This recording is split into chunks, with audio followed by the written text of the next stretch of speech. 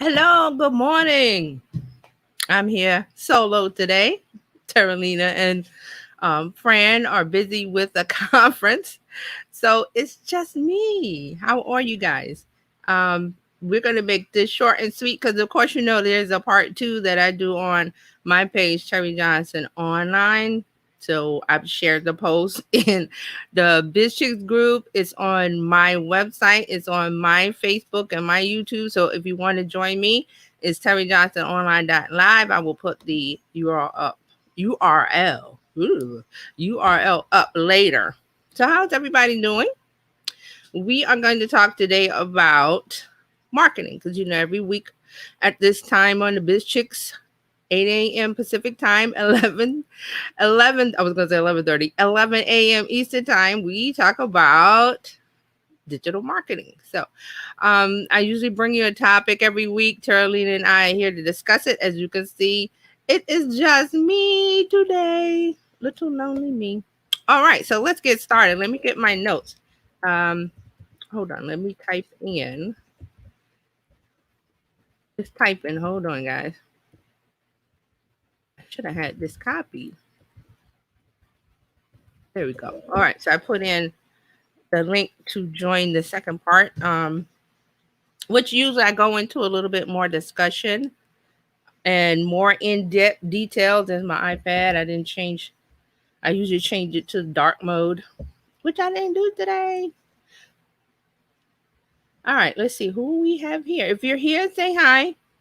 Let us know you're here. Let us know where you're from. Also, replay viewers, thank you for watching. We always appreciate everybody watching at the live because we know you can join the live when we do the live. So it's okay. And I'm just doing a little background, changing this to dark mode so it doesn't, you get the glare. And pulling up my notes, of course. So today's topic or this week's topic is marketing trends for the rest of 2021. Marketing trends for the rest of 2021. That means the rest of this year. It is now July 2021. I was going to say 2020. July 2021. And we've got uh, 6 more. Yeah, 6 more months, right? 5 more months. I'm bad at math. That's not my greatest subject. All right. So, and why are we talking about digital marketing trends in July? Because you have to plan and strategize for the rest of the year. The busy season is starts after Halloween, which is the end of October. So that's when things really start kicking off, where people are in the mode to buy, they want to shop, they want to do things. And because of the pandemic, there's more of a drive to want to purchase. So this is the best opportunity for business owners. And when I say business owners, it used to, that used to be where you had a brick and mortar, you had a shop, you had a store, you had employees. But now business owners means that, you got a URL, a domain, and you got a Shopify store, a website or something, and you're offering your goods and services. That's basically what it is. It's just so easy to start a business that it's like you don't even need to think about all of the things that you had to do. I would say maybe 20, 30 years ago that you had to have a business plan, that you had to go to the bank and get a loan. You don't have to do those things because the internet technology has brought all of that closer to you and gotten rid of the middleman. So that's really the deal with what's going on. All right. So to the marketing trends.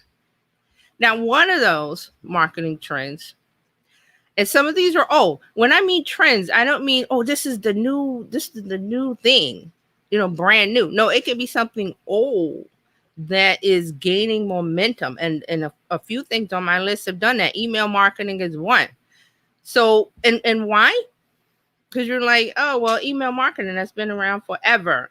Yes, but it is a tried and true line of communication with your audience who are potential buyers, right? Because everybody on your list is not a buyer. They have their ear out, listening to what you have to say, and if it's attractive to them and it fits the right moment and they need what you have, then they buy. And it may take a few tries. It may take more than one email. It may take seven. It used to be 7 touches before you turn a prospect into a customer. Now I heard that it's 14. But those are the things we don't need to measure. I don't want you to worry about those things. I've talked about it before. Those are the things you don't need to worry about. You need to worry about your message. And this is where email marketing come in, because you have a one-to-one connection with that person on your list. And it's a person. It's just not a list of names and email addresses. There are people behind that. So how are you going to address them? What's your message? What are you trying to say? And not what you're trying to sell. You are selling, but you're not trying to sell. You're saying, I have the thing that you need to fix your life, fix your problems, make you better, do this, do that. Whatever it is that they want to be, you have to figure that out. And it's hard. I know it's hard. But once you figure out that, the connection, know your audience, always say that, you start there, and then you know your messaging. And when you know your messaging, you know what to say. And you could say that anywhere: email, video, a blog post, a podcast, an ebook, whatever. That doesn't matter. I see a lot of people get stuck on the format. Well, I should do a podcast. Well, why? Because everybody else is doing a podcast? No, you have to figure out if your audience wants a podcast, and do you have something to say that stands out from all the other people? Okay. All right. So we're getting off the trends. I don't want to do that. But email marketing is one of the trends. And why? Because of in email purchasing and super sophisticated targeting. That means you can target exactly who you need to reach. And when you do that, all of these tools, and one of them is MailChimp, that they're bringing in these tools that when you send an email, they can just buy right there. They don't have to go to your website or go here or go there. Your message or call to action is right in the email. And if it's hitting at the right time with your audience, they will buy. There's no tricks. There's no trickery. There's no, well, how do I, voodoo magic, whatever, make them buy from me? No, it's simple. Know your audience, know your messaging, and deliver it in whatever form or fashion. There are so many platforms and tools to use that it is confusing, but you must keep it simple. As my rule, keep it simple.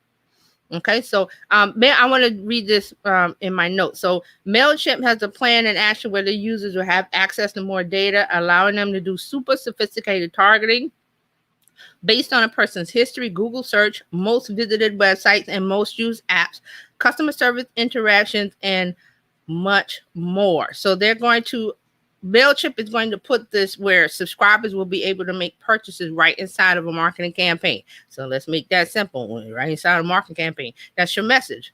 What you type out.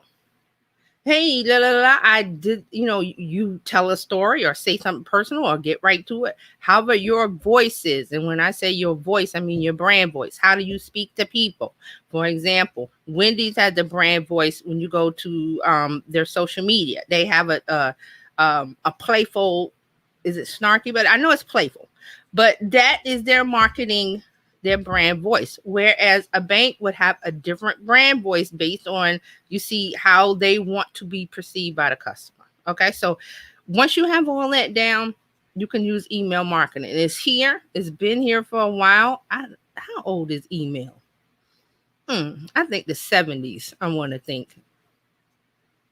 And I always get Tachi in here to tell me like what year and whatever, but we don't have that. Okay, so think about that. Email marketing, but it's in email purchases and super sophisticated targeting. Okay, that's one. Another one is customer experiences. All right, that will always be a trend, but it's getting more traction. As a matter of fact, I saw a story on Cheddar News this morning about MasterCard, and they are one of the leading corporations where they talk about customer experiences. And I think I mentioned this on a previous show that they are moving from being a financial services business to providing customer experiences. And you can tell by their ads. You remember the priceless ads from a few years ago? If not, it was like they would set up a scenario where, they would show scenes of a person doing this, that, and the other, and then the cost of it, priceless, because it's something they can't put a price on because it's so valuable to them as an experience. See, got it. So that's one of the trends, and I'm seeing a lot of other businesses talk about customer experiences. This is not customer support or customer care or any of that. That's after the fact of them buying it. This is before they purchase the goods and services. The customer experience. How does this product, how does this service make them feel? The human connection. Okay. So this is where you have to provide this because it is a way to stand out from your competitors. All right. So I have this stat and I'm going to read it out to you, but I don't have the what you call it. I don't have the source. But it says 86% of buyers are willing to pay more to get a great customer experience. All right. So in the second part 2, when we go to Terry Johnson Online, I will have a chart for this. I don't have it up right now, but this is a big number. 86% of buyers are willing to pay more for a great customer experience. It has nothing to do with pricing. They're not saying we buy the cheapest thing. No, they buy what connects with them and makes them feel better experience. Okay. All right. So another one is video.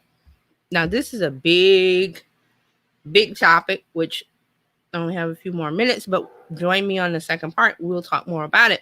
So video has been growing. It's been on the trends list for, 2015, I want to say, or yeah, that sounds about right. So about 5-6 years, video is trending. Remember back then, there wasn't a Facebook Live. There wasn't a lot of live streamers. Now, people are live streaming live, and we're doing live now, but they're doing it on the apps. And here's the caveat: they're doing it shopping. They're selling products. They're not just on live talking and just okay, we're going to talk about this. They are talking because they have an item to sell or a service. You could sell your service, your coach, whatever your service is. You talk about the connection with the product. You show the product and say, well, this does XYZ and it can help you with, and you can benefit from. So you sell the benefits, you sell the sizzle of it. All right. So you do that on live video with shopping because people will make a connection with you on video more than they will read a blog post, more than they will read the caption. Podcasts, yeah, that was growing, but now a lot of people are remote working. So remote working from home, so they're not traveling. There's no commute, so they don't really need to listen to podcasts. That's one of the things that, and also, there's a glut of podcasts. So, but not to say you can't stand out with a podcast. Again, it's about your messaging, how you do your messaging. All right. The last trend, virtual events. You know this one. You know this. Virtual events. I see blog posts. I see social media posts, ads. Everywhere I go online, we're having a virtual event and they have 25, 10, 20 speakers, and you sign up and everything's online and the speaker's talking just like this. And, some of the tools, you can have networking events where people break out and go to, different groups and they talk and stuff like that, just like it was in real life before pandemic. Now, of course, everything is opening up. And there are a lot of networking events, a lot of conferences and stuff that are IRL in real life. But there will be some people who will feel more comfortable not doing that because we're still not out of the woods yet. Things are happening. There's another variant and another wave, and you will have some people who don't care and will go to the in-person event. And there are some people who are like, I want to stay home and be safe and do what. So, but if you do a virtual event, and this is where I said earlier about hybrid, you're going to get more people. So for example, with the event in person, you get so many people to sign up because you have to get a venue and you have to get a large enough venue to hold all these people. Well, virtually, you don't have to worry about that. You don't have to worry about, well, this seat 5,000, 100, whatever, and we and the ticket sales stop because you can't get any more people in the building, which means, there's the revenue part of it. But if you do the in-person and the virtual, there's an unlimited unlimited potential for revenue there. So virtual events are really, really, really hot. So that's one of the trends. I mean, and this one, I don't even have to explain it because you see it all the time. If you're online, if you're on social media, if you're on Facebook, Instagram, whatever, there's always something. Come to my virtual event. Here's a link to my virtual event. Sign up for this event. And usually they're free. Some of them are paid, but most of the time they're free. And then you'll see, if you're following a lot of people in your industry or whatever, they will post it saying they're having an event and they want you to sign up. All right. So that's a few. I have some more trends, but these are the things I wanted to go over today with the Biz Chicks. This is the Biz Chicks section here. And usually I'm here with Tara. I hate when my mic is in there.